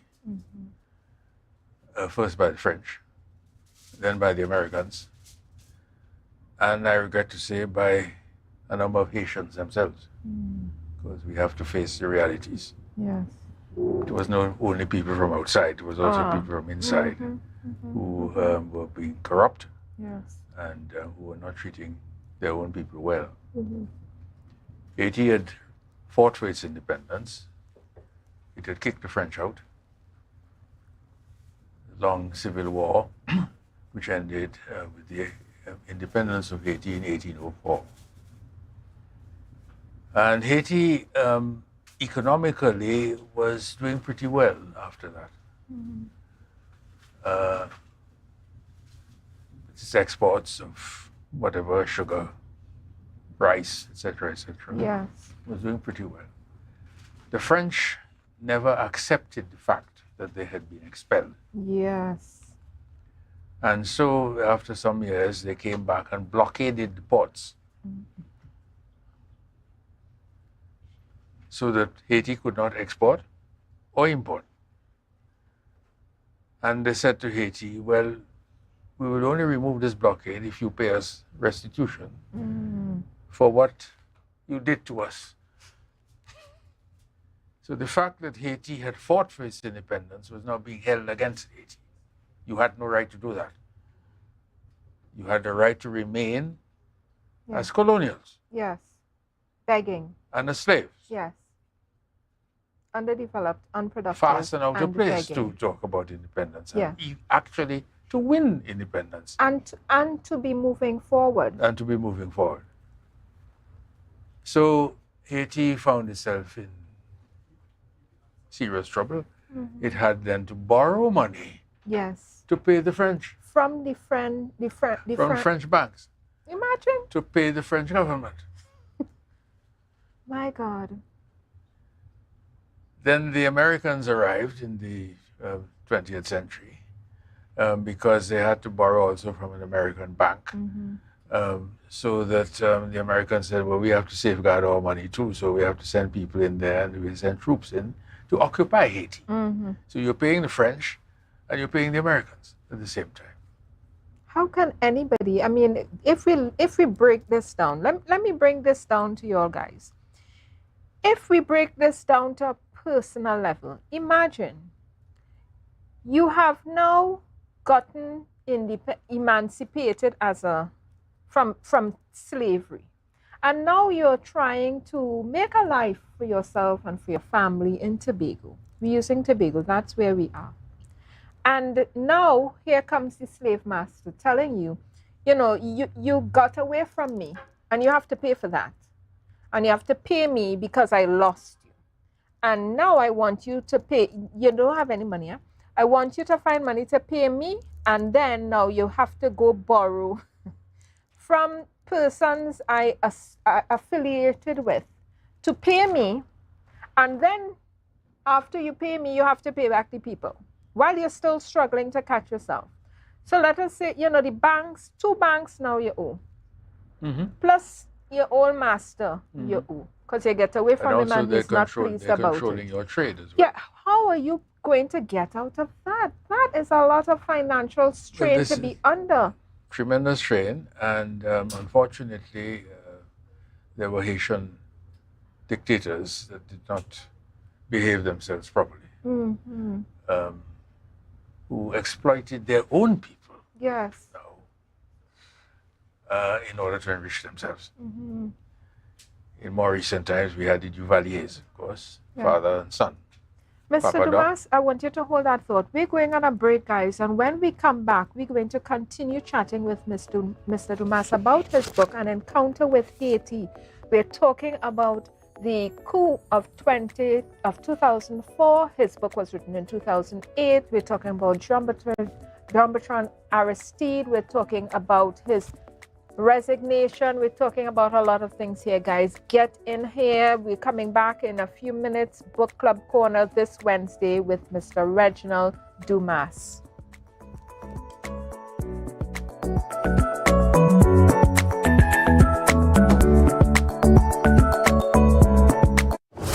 Bonaccord Crown Point Electoral District. It's your turn. The THA Executive Council is coming to meet with you as we continue our District Town Hall meeting series. Canaan, Bonaccord and environs come out that we can know definitely what is happening in our community. Make sure you all come out and air all your views.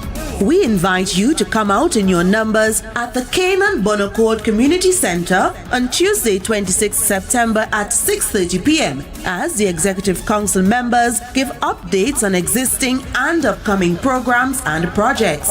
You also get the opportunity to share your concerns and ask questions.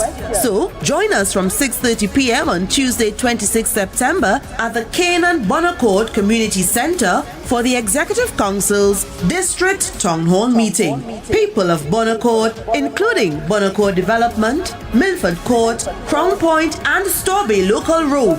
This meeting is for you. Remember, your voice matters. All roads lead to the Roxborough Sporting Complex on Sunday, 24th September for the Republic Day Cultural Show and fireworks. The cultural show will feature a steel band pre-show. Hear from bands like Metro Stars and TN Tech East Side. You'll also witness performances by Best Village Champions 2023, Zante's Unique Touch, Fire Limbo by Encore Dance Theatre, New Edition Folk Performers, Roxborough Lakers, Windward Carnival Calypso Monarch 2023, Giselle Washington, the National Fire Service Band, and a steel pan blowout featuring national arranger Kush Ramsey. The pre-show begins at 5 p.m., the main show at 6 p.m., and the fireworks display at 8 p.m. The only place to be on Republic Day is Roxborough. See you there.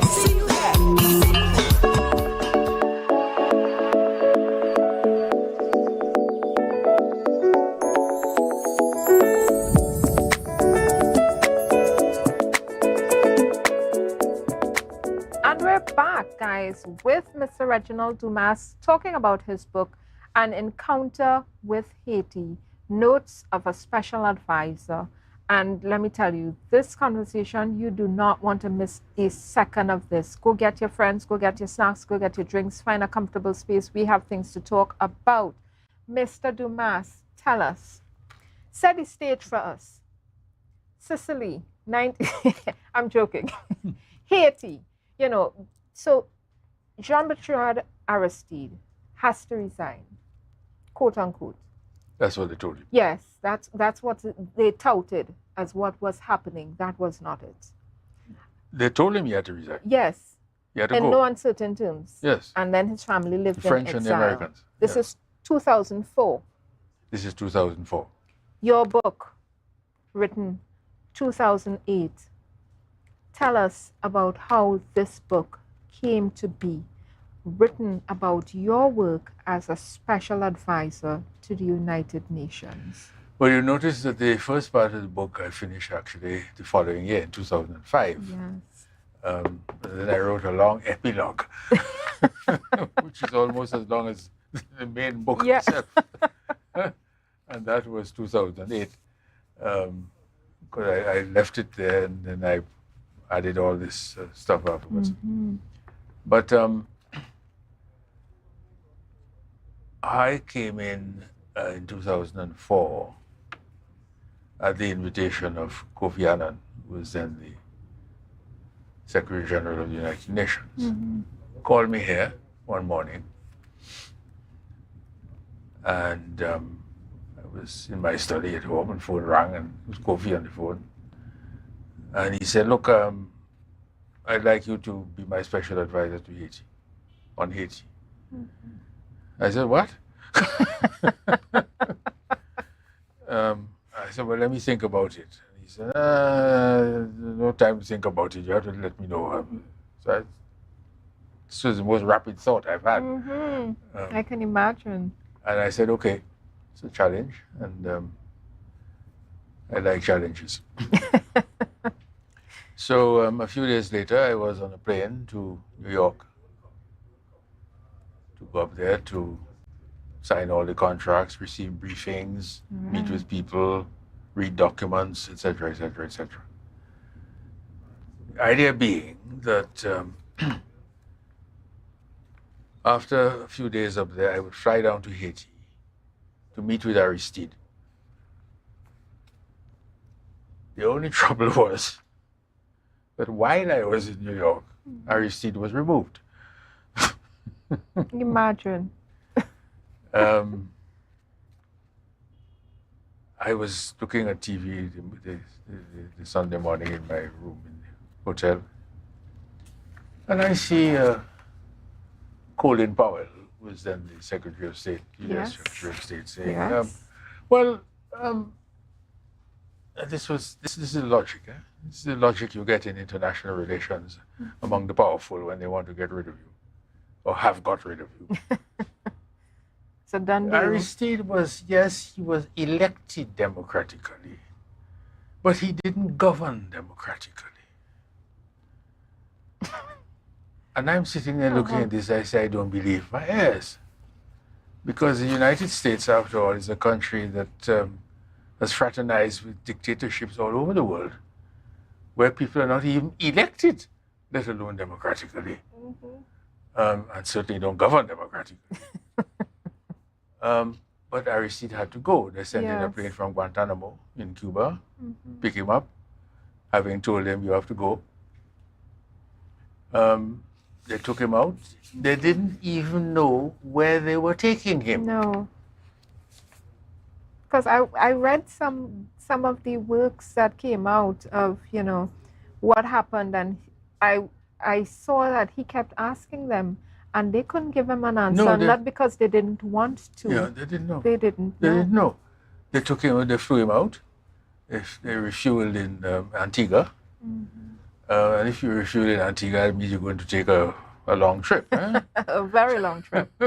So they flew across the Atlantic. And while they're doing their negotiating with countries, Who will take him? said, who will take him?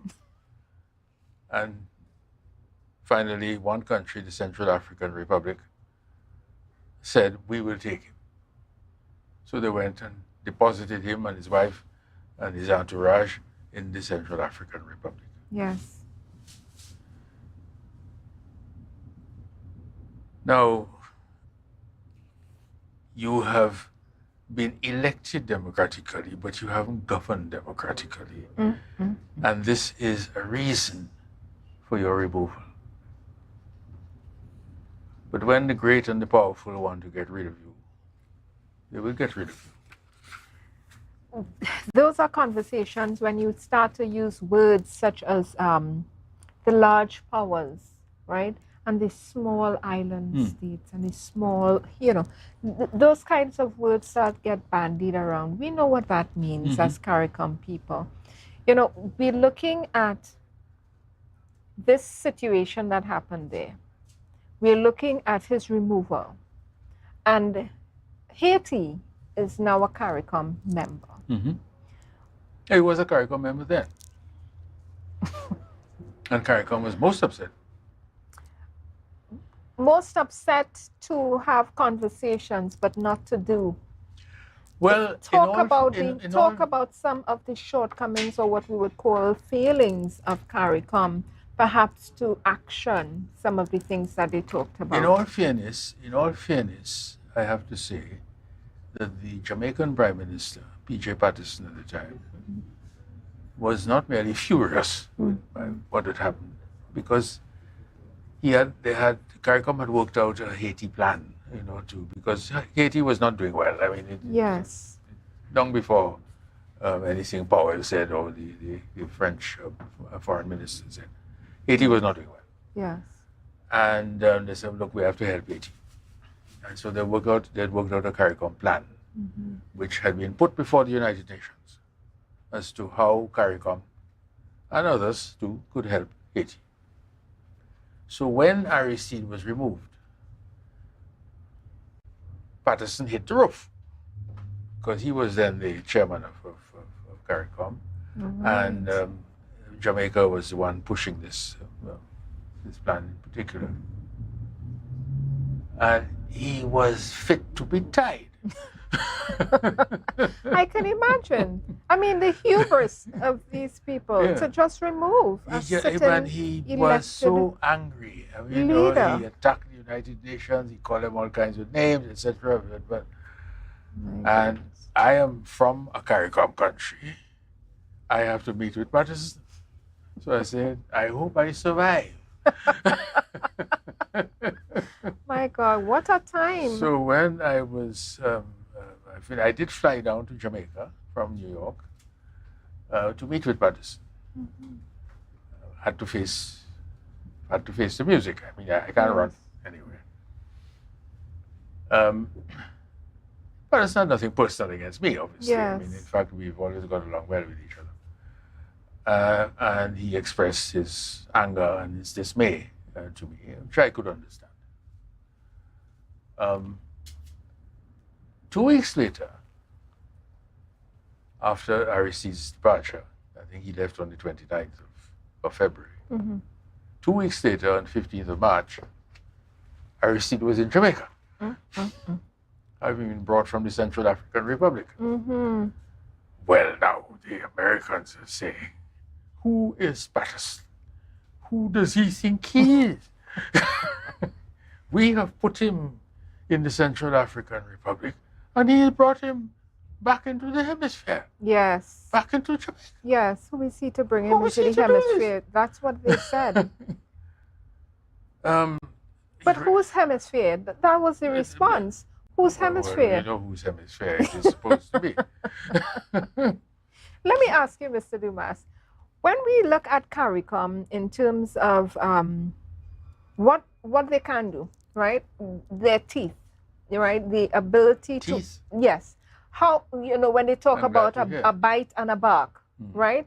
When we talk about how effective is their bark compared to their bite, what would you say to that? And I ask this question in this conversation, as a CARICOM member state, we sometimes are seeing a lot of aid receiving. We get. And we are looking at an entity that is intending to set itself up as a powerful entity, an entity that has a good bite, right? Versus just a bark. And what I'm asking, how can an entity that is on the receiving end of aid then turn around and want to give directives and have an adult conversation, right? I have agency and I will determine my way when you're taking aid. And that's something we have to balance. Is CARICOM having that ability to really engage with the agency that they would like to have when they're on the receiving end of aid? It certainly does not have the economic strength to do this. CARICOM is not very wealthy. Yes, you might have oil in Guyana now and so on. And I'm told we have some gas, though it might be on the Venezuelan side of the border in Trinidad and Tobago. But when you look at the rest of CARICOM, when you look at the other countries of CARICOM, you realize that you're dealing with some serious economic drawbacks. In some cases, poverty.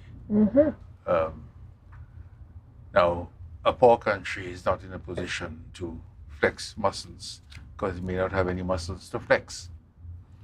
And you can't say that you are offering assistance to others when at the same time you are asking people outside to give you assistance. Because if you're offering assistance to people, the others from whom you've been getting assistance will say, but if you have assistance to give, why are you coming to us? These are some of the things we wonder. That's right. So that we find ourselves increasingly, I regret to say this, but CARICOM finds itself increasingly marginalized in the world today. Yes. We used to be in a situation where even if we were not very well off financially or economically, that we had the intellectual strength to offer our assistance in international forums, groups, in the ACP, in the European Union group, especially linked with the ACP, in the OAS, and so on, and of course in the United Nations. And the truth is that we did have embassies and missions that were respected. Yes. That may be the case today, I don't know, but I have not been hearing that. If you take, for instance, the late J. O'Neill Lewis, who used to be a permanent secretary here, and who was made ambassador to Brussels subsequently, you would find the Europeans, although Trinidad and Tobago is not part of the European Union, of course, but you would find even the Europeans coming to him and saying, well, what do you think about such and such? And not to mention, of course, the developing countries of the African, Caribbean, and Pacific group. So we had that intellectual and, if you like, moral strength that came out of the intellectualism that we possessed. But I don't know if we have this today. We do have a situation in which someone from Trinidad and Tobago has just been, Dennis Francis has just been elected president of the UN General Assembly. Yes. I know Dennis. He will do well. He's sound. He's without flair and without fanfare, but he does his work well. He's highly intelligent, and he's going to do a good job. I have no doubt about that. But he's just one person. Yes. What the rest of the Foreign Service is like today, I can't tell you. Yes. I just don't know. What we have, unfortunately, to my mind, as heads of mission, is a number of people who are not really Foreign Service officers, not people who have gone through the ranks. Yes. We have people who have been brought in from outside. Yes. I saw one the other day on TV and I was most embarrassed. He was talking to the Asante Hini before he came here for Emancipation Day.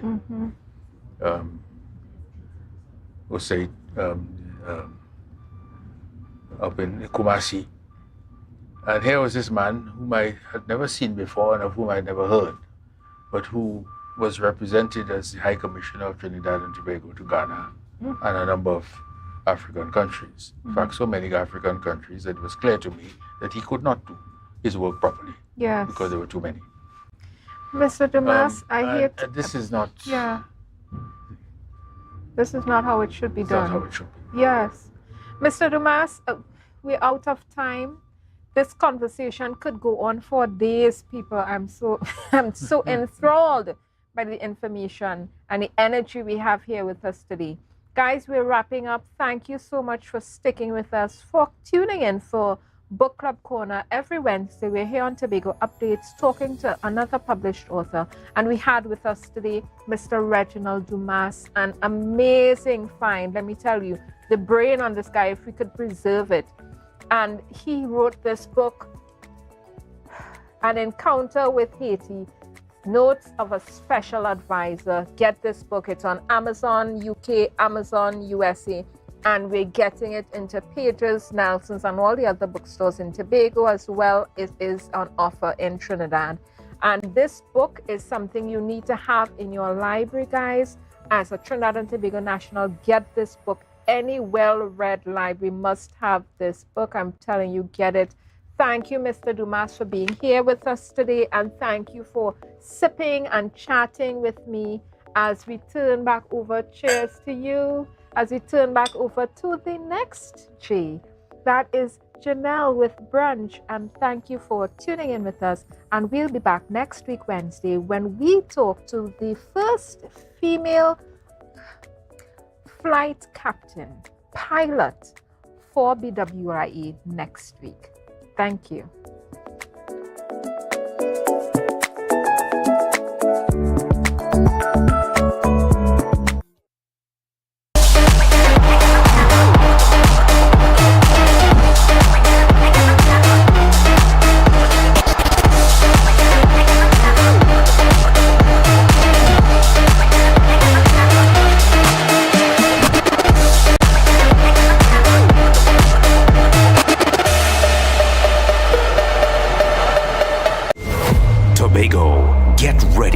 Venture into the unknown.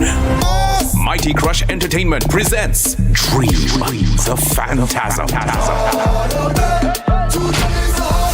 Join us on September 30th, 2023 from 11 p.m. to experience your newest reality at the Shore Park Complex, Tobago. And the best part, you can get your tickets now at Lust Restaurant and Lounge, Gulf City Lowlands, Jade Monkey Bar, Pablo's Supermarket, Barcode, Spade, Stumpy Complex Canaan, or online at WeTix.com and IslandEtickets.com. Mighty Crush Hotline 755-7874 on September 30th at the Shore Park Complex, Tobago.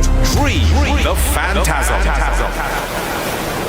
Summerama, real steam for the summer standard. There's a dream for the summer. Dreamy, steamy, standard. What you have? What you have? All the best deals, no drama. Standard be beat like a hammer. Go tell your friend, tell your papa, tell your mama. We got more, we got more. Standards of what is searching for. Quality brand, discounts galore. New things for the summer, online in store. Summertime is here, so make the most out of it at Standard. Never beaten on quality and price. It nice. So your car break down. Oh, no, not again. And you're worried paying a wrecker could mean a pocket breakdown too. But when you're insured with Tatil, no stress. Yes! A Tatil motor policy has lots of benefits that protect your pocket, like free roadside assistance. That's free 24/7 every time, as many times as you need. Tatil, where people are people. A member of the Ansa McCall Group.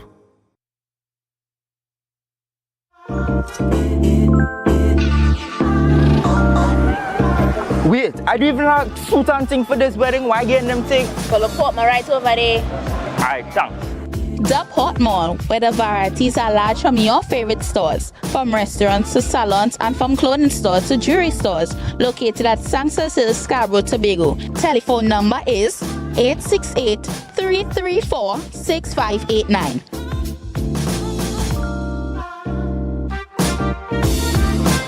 Wow. I didn't expect to see you here. Look good. Thanks. It's all because of you and Port Mall. But here now I'm going to our wedding. You want to join me? Yeah, that's okay. Alright. Beat the rush and come on down to the Port Mall.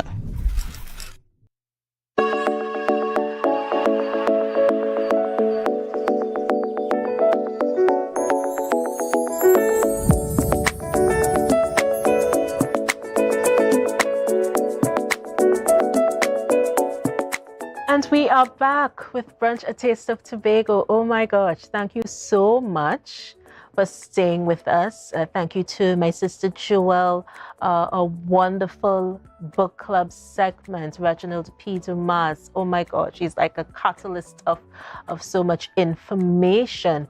And you know, that's just a stint. That's just a little piece of what you get on Brunch mid-morning show. So we want to thank you so much for staying with us. You know, and it's amazing that all of these factors come together. We gel so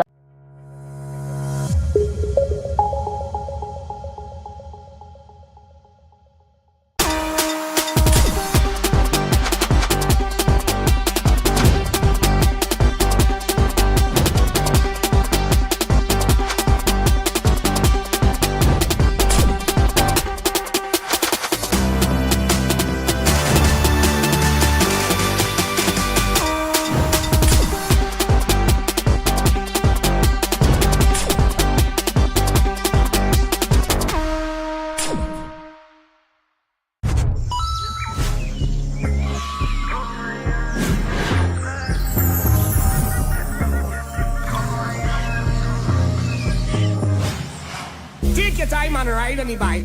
Take your time and ride on the bike. Take your time and ride on the bike and ride on the bike and ride on the bike. She's loving the ambience of my. Somebody call the ambulance for this chick. I just long, I don't really quick. That's why she's loving me. Better when it's on your mind, walk with a stick. Meanwhile, you bend down, let me see you boom flick. Let me beat it up just like. I know you're loving me. When coming to I like the plenty. Sit on my riding like a dead clean. Full of that need to empty. Take your time and ride on the bike. Take your time and ride on the bike and ride on the bike and ride on the bike. Ride on the bike, ride on the bike, ride on the bike, ride on the bike, ride on the ride on the ride on the ride on the ride on the ride on the ride on the bike.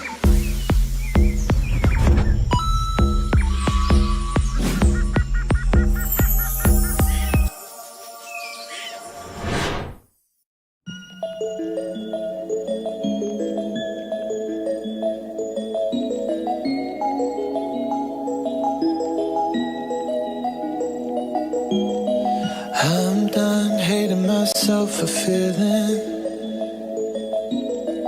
I'm done crying myself away. I gotta leave and start the healing. But when you move like that, I just wanna stay. What have I become? I'm looking through your phone now, oh now. Love to you is just a game. Look what I have done. Guys, girls, children of all ages, races, spaces, and stages. I'm back. That's right. We're back with another game changer. After 6 whole weeks, I'm back. Today's topic, relationships. Let's go, y'all. Love will keep you up tonight. Baby, how do you sleep when you... As a single person who has been studying relationships and talking with various people on that vein, I realized something. A lot of people don't really like to be in relationships because they're afraid of being hurt. Love will keep you up tonight. Tell me, how do you... Oh no, how did I manage to lose me? I am not this desperate, not this crazy. And I get it. Relationships are supposed to be about love, comfort, having a safe place to complain. But on the little space of time. But as we're talking housing, we're talking about residential areas. What about our roofing? How do we safeguard with regards to our roofing? Oh, that's a very good question. And you would know that houses that are made of wooden structures or may have wooden members in the form of your roofing members are wooden, you are more susceptible than those that are made of metal or another material that is not non-combustible. So definitely, again, we want to reiterate the fact that you should be protecting your building from coming into contact with vegetation. You see, the real risk during any dry or hot spell is combustible vegetation making its way and a fire starting at that point and making its way to the ceiling or to your roof. And that would be your external eave. So you want to have that clearance of high or tall bushes, shrubberies, even the trees, because we do have situations where the trees, if they were to catch a fire and they're in close proximity to a wooden rafters or wooden roof, you can have your building being in contact with such and coming into a fire. So we want to avoid those type of situations by doing a bit of housekeeping around our properties. Yes, definitely. And what about hazardous liquids? We're talking like flammable liquids, petrol, those things that we have around our houses that can pose as fire threats. Let's touch a bit on that. Flammable liquids, petrol, diesel fuel, other hazardous chemicals. I think we need to reiterate the importance of managing these substances as well. Let's touch there. Well, definitely, Janelle. So the point about that is that housekeeping, that's a word that we use in health and safety and then also in fire safety, which alludes to everything being in its rightful place. So we want persons to put your flammable liquids. We're going to use flammable liquids in our day-to-day life. We may need it for the whacker, for different machinery that we may have, gasoline, diesel, and also kerosene. But the fact of the matter is those items should be stored in approved containers, and those approved containers should also be stored in a fireproof cabinet. And when I say fireproof, I mean a metal cabinet separate and apart from all your other storage. So you don't want to store flammable liquids alongside your wood, paper, plastics, cardboard boxes, etc., or even items of clothing. You definitely want to separate the two so that you don't have them causing a fire to increase in its intensity if it were to occur. And those things should be under some form of lock and key so that you can't have persons who may want to damage to your property. Even if they were to come into your property, we don't want them to easily access such so that they can actually, because arson is also a real possibility once somebody has a flammable liquid in their possession.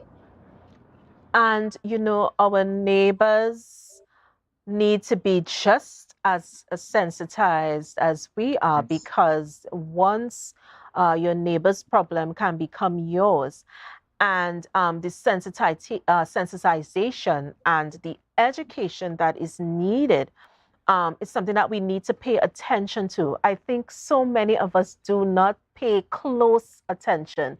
We would hear the warnings, we would see the ads, you know, we would go to the consultations, but do we actually pay attention to to the service that is being meted out to us?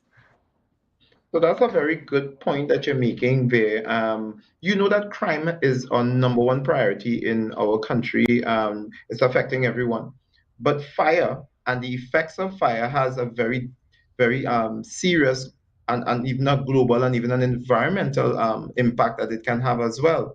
So you would have seen in other countries what wildfires can do to, let's say, an entire village, just recently in Hawaii, there was a serious fire that would have gotten 80% of a particular island.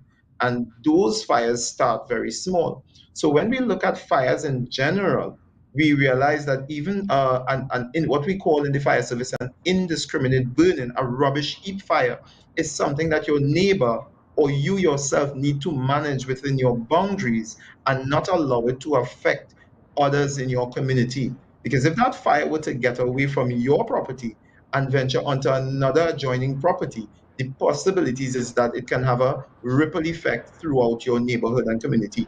So we are our neighbor's keeper. We should look at fighting not from an individual standpoint, but from a community-based standpoint, where each person in the community join in ensuring that their community is fire risk safe, by removing unwanted vegetation from the borders of your property, from even the roadway and your property boundary lines. And so we can separate forests or forest reserve from habitable areas and habitable zones, thus creating an exclusion zone and protecting the natural welfare of our wildlife as well as our habitations. Let's talk a bit really quickly about the statutory law. A fire permit is needed, you know, during the bushfire season.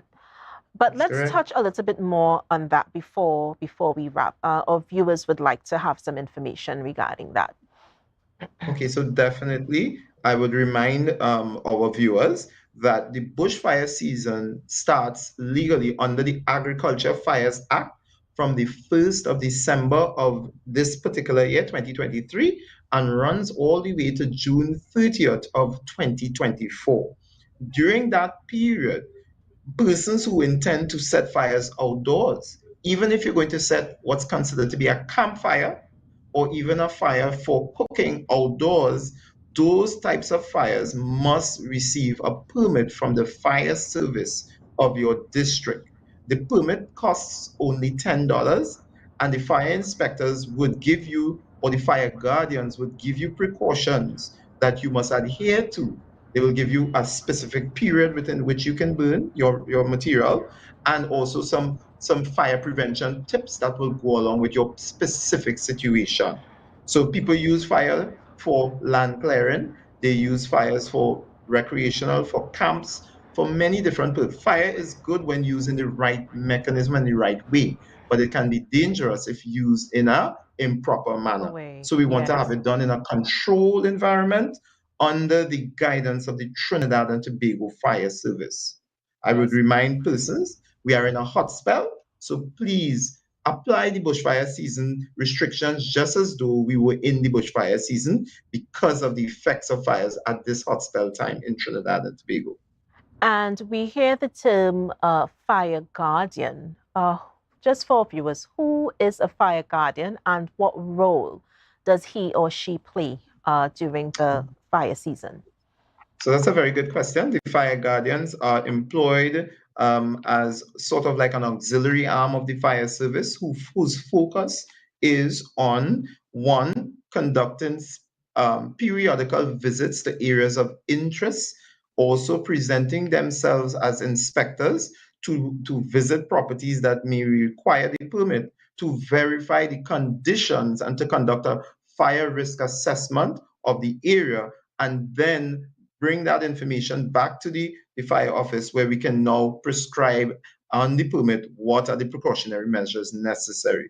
Those persons are employed for a 6-month period, and they would act as or fire guardians throughout the region or the counties that they are assigned to. So fire guardians are normally assigned to specific fire regions. For instance, you may have one in the Scarborough district, and then you may have in the Roxborough, where you have major fire stations. And they would facilitate you. You need to visit the fire office between the hours of 8 to 4, Monday to Friday, and you can engage the fire officers to understand what are the legal ways in which you can utilize fires with a permit in your particular jurisdiction.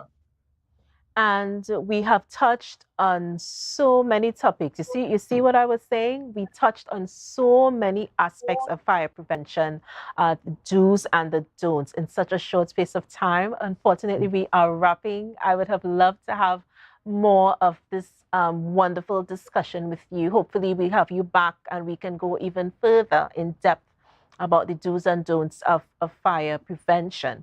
Thank you so much, Officer Rogers, for giving us your time. I know you're super busy, and we've been trying to get you on this show for a while, so you finally came. And we just want to thank you from our family to yours. Thank you for doing what you do. Thank you for being one of those persons who is empowering and helping, and not just doing your job. And we thank you so much. Blessings to you, peace, love, and light. All right, so we just want to thank you once again. And guys, that's it for me. That's it for Brunch. Thank you so much for viewing. Thank you so much for being a part of this wonderful, wonderful program.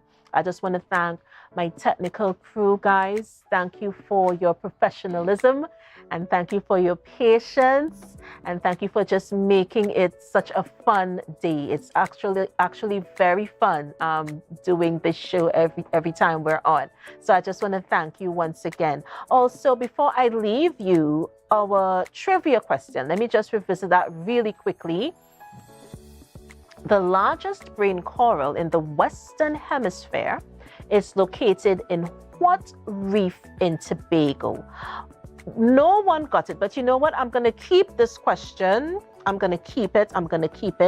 There's a lovely prize for you. Breakfast for two. Breakfast.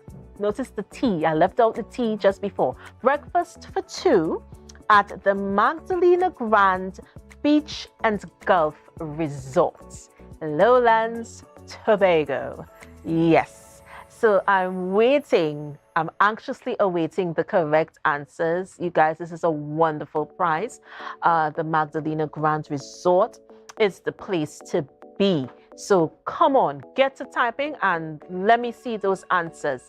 But for now, I am your host, J Soul. Thank you so much for viewing, and we will see you next time on Brunch, A Taste of Tobago. From our family to yours, we wish you peace, love, and light, and enjoy the rest of your Wednesday. See you guys next time on Brunch.